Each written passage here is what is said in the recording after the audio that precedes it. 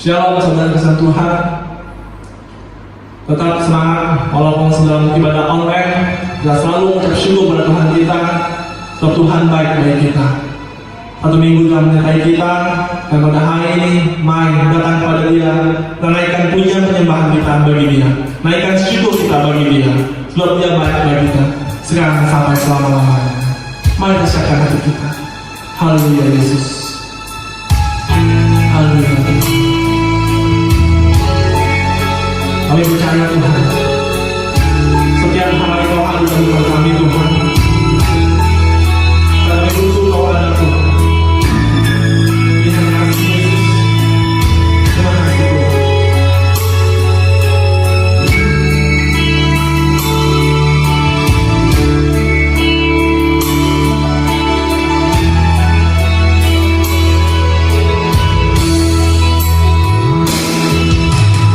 Semua yang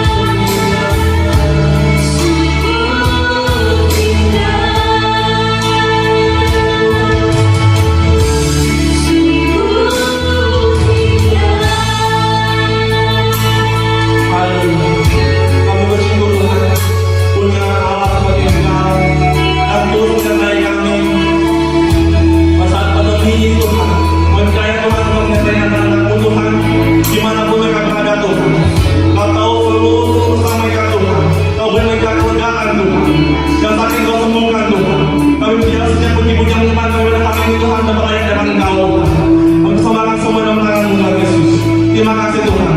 Dalam nama Tuhan kami syukur berdoa. Haleluya. Amin. Haleluya. Mari kita cekkan hati kita memuji Tuhan dengan sukacita. Karena sukacita surga mengalir dalam Tuhan kita. Dan sungguh-sungguh memuji kemuliaan nama Dia. Haleluya.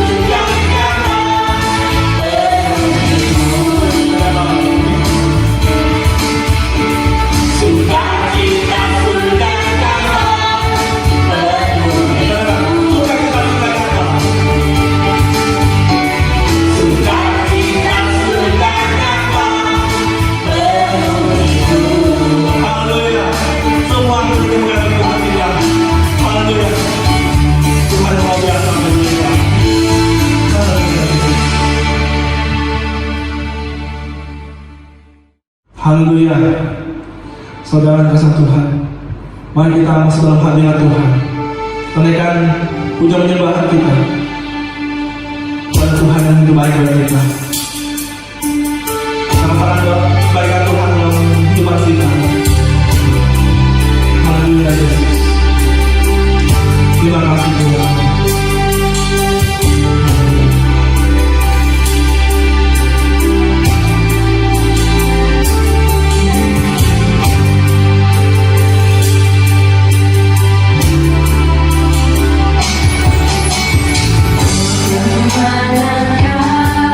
Kami menjadi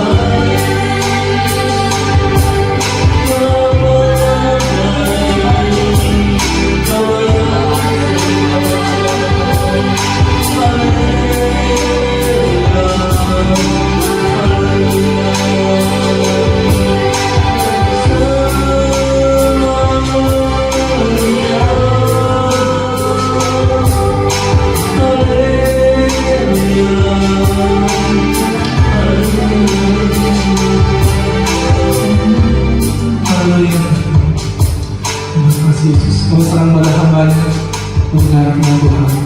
Haleluya Yesus.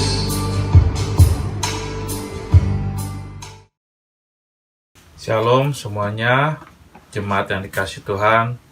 Senang bisa bersama-sama kembali dalam kesempatan yang sangat terberkati ini. Hari ini kita mau bersama-sama belajar daripada firman Tuhan yang adalah terang bagi jalan kita dan berita bagi kita. Mari kita boleh buka Alkitab kita bersama-sama dari kitab Injil Yohanes pasalnya yang kedua, ayat pertama sampai dengan ayat yang ke-11. Saya akan membacakan, jemaat yang dikasih Tuhan belum membacakan Alkitab masing-masing, dan simak dengan baik-baik. Perkawinan di Kana. Pada hari ketiga ada perkawinan di Kana yang di Galilea, dan ibu Yesus ada di situ. Yesus dan murid-muridnya diundang juga ke perkawinan itu. Ketika mereka kekurangan anggur, ibu Yesus berkata kepadanya, "Mereka kehabisan anggur." Kata Yesus kepadanya, "Mau apakah engkau daripadaku, ibu? Saatku belum tiba." Tetapi ibu Yesus berkata kepada pelayan-pelayan, "Apa yang dikatakan kepadamu, buatlah itu." Di situ ada 6 tempayan yang disediakan untuk pembasuhan menurut adat orang Yahudi. Masing-masing isinya 2-3 buyung. Yesus berkata kepada pelayan-pelayan itu, "Isilah tempayan-tempayan itu penuh dengan air," dan mereka pun mengisinya sampai penuh. Lalu kata Yesus kepada mereka, "Sekarang cedoklah dan bawalah kepada pemimpin pesta." Lalu mereka pun membawanya. Setelah pemimpin pesta itu mengecap air yang telah menjadi anggur itu, dan ia tidak tahu dari mana datangnya, tetapi pelayan-pelayan yang mencedok air itu mengetahuinya, ia memanggil mempelai laki-laki dan berkata kepadanya, "Setiap orang menghidangkan anggur yang baik dahulu, dan sesudah orang puas minum, barulah yang kurang baik. Akan tetapi engkau menyimpan anggur yang baik sampai sekarang." Hal itu dibuat Yesus di Kana yang di Galilea sebagai yang pertama dari tanda-tandanya, dan dengan itu ia telah menyatakan kemuliaannya, dan murid-muridnya percaya kepadanya. Mari kita tundukkan kepala kita sejenak, kita berdoa untuk firman Tuhan ini. Bapa di surga, terima kasih untuk kesempatan kami sebelum baca sebagian pada firman-Mu. Ajar kami semua melalui firman-Mu ini, hal yang Kau ingin sampaikan, Kau ingin tanamkan, Kau ingin memimpinkan kehidupan kami. Roh Kudus, biarlah boleh bekerja dan beracara, bukan kemampuan pengetahuan manusia, tapi kuasa ilahi dari tempat yang maha tinggi boleh beracara di setiap kami saat ini. Kami buka hati kami, telinga kami untuk firman-Mu, berbicara Tuhan, kami siap mendengar. Dalam nama Yesus kami berdoa. Amin. Nah, kita masih dalam seri perkawinan di Kana. Ya. Dalam seri ini saya mengajak kita untuk boleh melihat, ya, memfokuskan diri perhatian kita pada tokoh-tokoh yang timbul, ya, yang muncul dalam kisah perkawinan di Kana ini. Nah, dalam kesempatan kali ini saya ingin mengajak kita melihat fokus kepada para pelayan-pelayan. Mereka tidak disebutkan namanya, mereka tidak disebutkan asalnya, mereka tidak disebutkan bangsa dan sebagainya, usia, jenis kelamin dan sebagainya, tapi hanya dikatakan sebagai pelayan-pelayan. Nah, apa sih istimewanya dari pelayan-pelayan ini sehingga kita mau fokus kepada mereka dalam kesempatan kali ini? Ada satu hal yang sangat kita bisa pelajari dan kita teladani dari pelayan-pelayan ini untuk kehidupan kita juga sebagai pelayan-pelayan Tuhan, dalam arti sebagai hamba-hamba Tuhan. Bukan berbicara mengenai orang-orang pelayanan full time di gereja, tapi setiap kita sebagai pelayan-pelayan daripada Tuhan, hamba-hamba di hadapannya. Ya. Nah, pelayan-pelayan ini pertama kali muncul disebutkan, yaitu ketika, ya, di ayat ke-5, ya, Ibu Yesus Maria berkata kepada pelayan-pelayan. Pertama kali mereka disebutkan, pertama kali mereka muncul. Ya. Apa yang dikatakan Maria kepada mereka? Ya. Apa yang dikatakan kepadamu, buatlah itu. Ya. Apa yang dikatakan kepadamu, buatlah itu. Apa yang disuruhkan kepadamu, buatlah itu. Apa yang diinstruksikan kepadamu, lakukanlah itu. Laksanakan itu, jalankanlah itu. Kira-kira seperti demikian. Nah, di sini kita tidak melihat Ibu Yesus mengatakan siapa yang mengatakan. Tapi kalau kita lihat konteks, kita mundur sedikit ayat sebelumnya. Sebelum berkata kepada pelayan-pelayan ini, Ibu Yesus Maria berkata kepada Yesus, mereka ini mempelai yang mengadakan perayaan ini dan keluarganya kehabisan anggur, ya. Dan ini suatu masalah, suatu keadaan yang tidak sepele, yang besar sekali, ya. Masalah besar, persoalan besar, ya. Walaupun kemudian Yesus mengatakan, waktuku belum tiba, Ibu, apa yang kamu aku lakukan, ya. Tapi di sini jelas ketika Ibu Yesus mengatakan kepada pelayan-pelayan ini, Ibu Yesus mengatakan, apa yang dikatakan kepadamu bukan oleh aku, tapi oleh Yesus ini, lakukanlah itu, jalankanlah itu.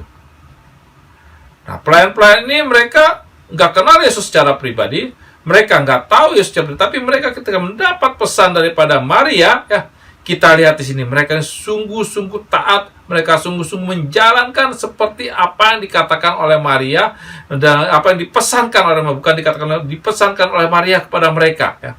Padahal yang Yesus katakan, ya, setelah itu kepada mereka, ini suatu hal yang kalau kita pikir, bahkan saya percaya pelayan-pelayan ini walaupun mereka bukan orang pintar, ya, mereka bukan orang berpendidikan tinggi dan sebagainya, tapi mereka juga pasti kalau mereka pikir dengan nalar biasa, ini kayaknya sesuatu yang aneh gitu, sesuatu yang tidak biasa. Tapi walaupun mereka jalankan. Nah, kita melihat apa yang Yesus katakan kepada mereka untuk mereka perbuat. Ayat ke-6 dituliskan di situ, ya, ada 6 tempayan yang disediakan untuk pembasuhan menurut adat orang Yahudi, ya. Nah, jadi di sini kita perlu mengetahui dulu bagaimana sih adat orang Yahudi. Orang Yahudi itu ketika mereka masuk ke dalam satu rumah, ya, mereka harus mencuci kaki dahulu, membasuh bukan membasuh seluruh badan, tapi membasuh kaki dan juga tangan, ya, dan bagian-bagian mulut. Mungkin seperti saudara-saudara kita yang berkepercayaan Muslim seperti mengambil air untuk membasuh sebelum mereka melakukan sembahyang, ya. Orang Yahudi punya adat seperti demikian, ya, sebelum masuk ke rumah, sebelum masuk ke rumah seorang lain, mereka bahkan rumah sendiri juga mereka membasuh, ya. Membasuh kaki, tangan, ya, bagian-bagian yang bisa dibasuh, ya, minimal kaki, ya, untuk masuk, ya. Nah, jadi perlu disediakan tuh air untuk pembasuhan seperti itu. Ingat, pada saat itu belum ada seperti masa kini ada pump gitu, ya, ada air ledeng dan sebagainya. Tidak, ya, perlu disediakan air untuk membasuh, ya. Jadi di situ ada air untuk membasuh, ya, yang disediakan untuk membasuh dikatakan ada apa? Sekitar 6 tempayan, ya. Ini jadi tempayannya bukan tempayan kecil-kecil, karena ini pesta perkawinan yang datang pasti banyak, bukan tempayan kecil-kecil. Nah, di ayat ini dikatakan tempayan itu isinya masing-masing sekitar 2-3 buyung. Wah, kita nggak ngerti nih 2-3 buyung seberapa banyak. Satu buyung ini kurang 2-3 buyung, ya. Kalau kita mau konversikan dalam ukuran isi volume pada masa ini kurang lebih 20 sampai dengan 30 galon, ya. Jumlah yang tidak sedikit, cukup banyak, ya. Disediakan, ya. Kenapa? Karena yang tamu datang banyak, ya. Nah, Yesus kemudian berkata kepada pelayan-pelayan itu, lihat, ya, Yesus nggak melakukan apa-apa. Yesus nggak melakukan ambil tongkatnya, wah, abrakadabra dan sebagainya. Yesus nggak bakal menyentuh, menumpangi tangan, mendoakan, tidak, ya. Yesus hanya berkata kepada pelayan-pelayan itu, sekarang, ya, isi tempayan-tempayan itu dengan air. Lihat, ya, tempat-tempat rupanya sudah ada yang kosong, ya, sudah, walaupun mungkin belum semua, tapi Yesus katakan isi itu dengan air, ya. Wah, pelayan-pelayan ketika diperintahkan untuk isi, wah, ya, biasa, ini memang tempayan untuk istilahnya pembasuhan, memang harus isinya air, masa isi apa lagi, mereka isi dengan air. Sampai di sini apa yang Yesus perintahkan, Yesus katakan itu suatu hal yang alamiah, yang lumrah, yang biasa, dan tidak istilahnya susah-susah. Pelayan-pelayan lakukan, ya. Nah, setelah isi penuh dengan air, ya, dikatakan mereka pun mengisinya sampai penuh. Tapi berikutnya, nah ini sesuatu yang luar biasa, yang aneh, yang tidak biasa. Yesus berkata kepada mereka, setelah semuanya tempat terisi dengan air, sekarang cedoklah, ambillah daripada tempayan yang isinya apa? Air. Mereka mengisinya dengan air, ya. Dan setelah itu juga kita lihat sini, tidak dekat Yesus mendoakan dan sebagainya juga, ya. Cedoklah dan bawalah kepada pemimpin pesta. Walaupun Yesus nggak mengatakan apa maksud, tapi ini bisa diartikan, masa bawa air kepada pemimpin pesta, air untuk membasuh kaki kepada pemimpin pesta, untuk apa, ya? mau-maunya ya, bahwa kepada pemimpin pesta, bisa-bisa pemimpin pestanya bukan pemimpin pesta yang lagi nganggur-ngangguran ya, apalagi satu ada masalah besar pasti sudah hubungin ke sana sini, mikirkan sana sini gimana nih masalah ini bisa teratasi ya. Tapi kepada pelayan Yesus mengatakan, ambil air tersebut, cedoklah ya, dan bawa kepada pemimpin pesta. Yesus nggak perintahkan suruh gimana-gimana, tapi jelas bawa cedok, bawa ke pemimpin pesta untuk apa? Untuk dicicipi, untuk diminum. Wah, ini suatu pekerjaan, suatu perintah, suatu perkataan yang untuk dilakukan gampang sih, tapi akibatnya konsekuensinya bisa penuh dengan resiko. Bisa-bisa mereka ini kena marah, kena damprat, kena gertakan ya daripada pemimpin pesta ya. Kenapa? Karena cuma bawa air, ngapain sediakan air kepada mereka? Apalagi pemimpin pestanya lagi bete ya, lagi pada masa itu lagi ada masalah besar dan tidak tahu bagaimana mengatasinya ya. Tetapi pelayan-pelayan ini ingat kepada perkataan Maria. Apa yang dikatakan kepadamu, lakukanlah itu. Mereka walaupun secara nalar saya pikir, wah ini resiko dan sebagainya, tapi mereka lakukan apa yang dikatakan oleh Yesus. Mereka ingat pada sebenarnya mereka lakukan itu. Dan ya, mereka bawa air yang di dalam cedokan, dibawa ke pemimpin pesta di tengah jalan, entah di mana kita nggak tahu ya. Tapi rupanya dalam proses tersebut air tersebut berubah menjadi anggur, sehingga ketika pemimpin pesta minumnya, dia katakan ini anggur yang paling baik ya hari itu dalam pesta pernikahan itu. Kenapa? Karena dia kemudian menegur mempelai daripada yang pernikahan. Biasanya orang kasih keluarin anggur yang baik dulu baru yang buruk ya. Kenapa? Yang kurang baik dulu dan baru yang kurang baik. Kenapa? Karena yang baik kalau orang sudah minum yang baik kemudian mereka menjadi mabuk, yang kurang baik mereka tidak bisa membedakan lagi.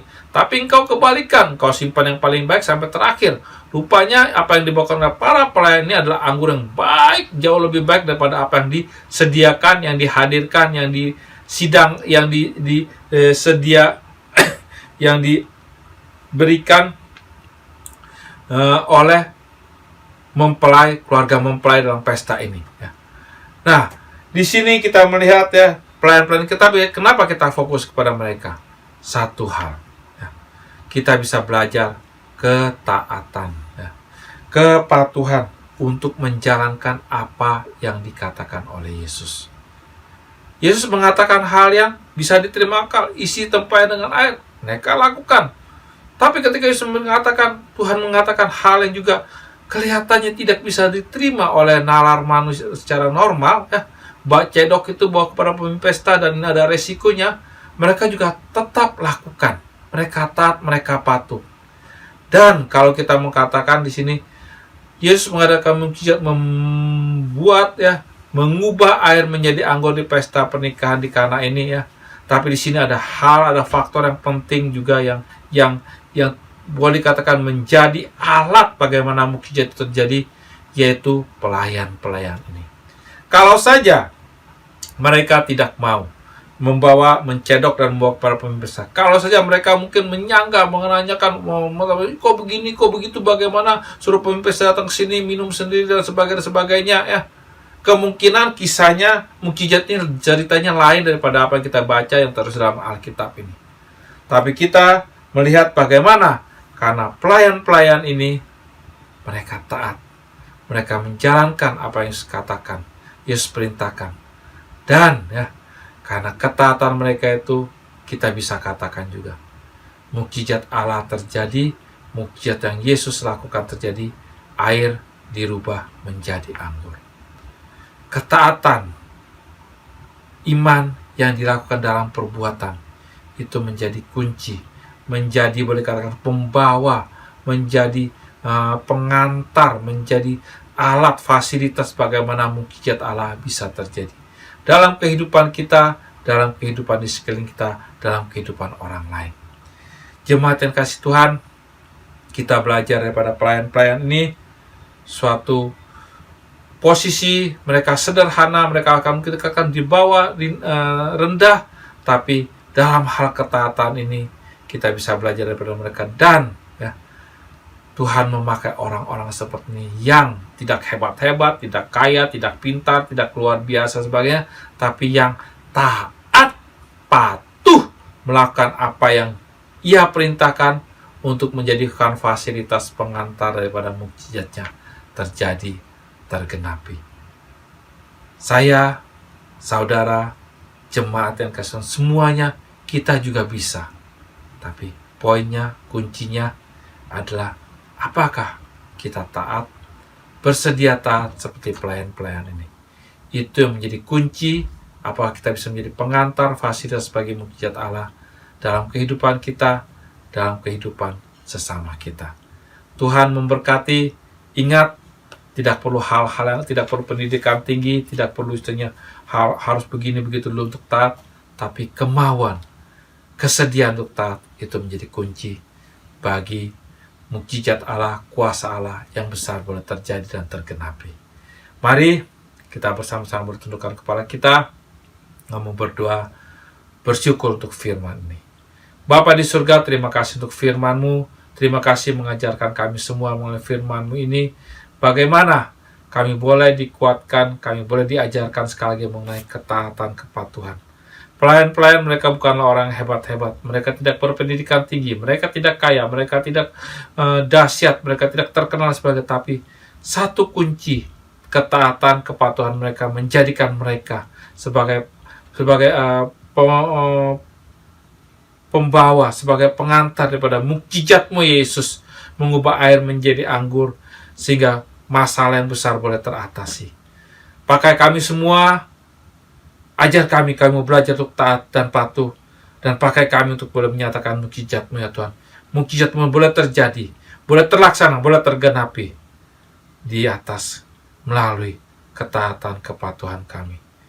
Terima kasih untuk firman-Mu ini. Roh Kudus meteraikan, ajar kami semua untuk boleh menjadi pelaku pelaksana firman, ajar kami bukan hanya pendengar, tapi boleh menjadi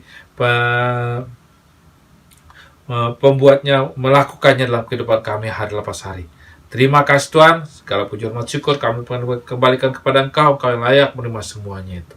Dalam nama Yesus. Dan biarlah pada saat ini berkat yang menimpa daripada Allah Bapa, kasih di dalam Tuhan Yesus Kristus yang sudah mati bagi kita di atas kayu salib, dan persaudaraan Roh Kudus yang menyertai kita sampai dengan akhir zaman, selalu bersama dengan kita, memampukan kita, menguatkan kita untuk menjadi saksi-saksi Kristus bagi kemuliaan Bapa di surga. Tuhan memberkati kita semuanya. Amin. Puji nama Tuhan, Bapak Ibu sekalian. Kembali saya ingatkan untuk kita semua untuk selalu ikuti ibadah online kita di YouTube. GBI Taman Surya 1 akan selalu tampil setiap hari Minggu mulai jam 9 pagi. Dan jangan lupa untuk like, share, komentar, dan subscribe. Terima kasih. Tuhan Yesus memberkati kita semua. Amin.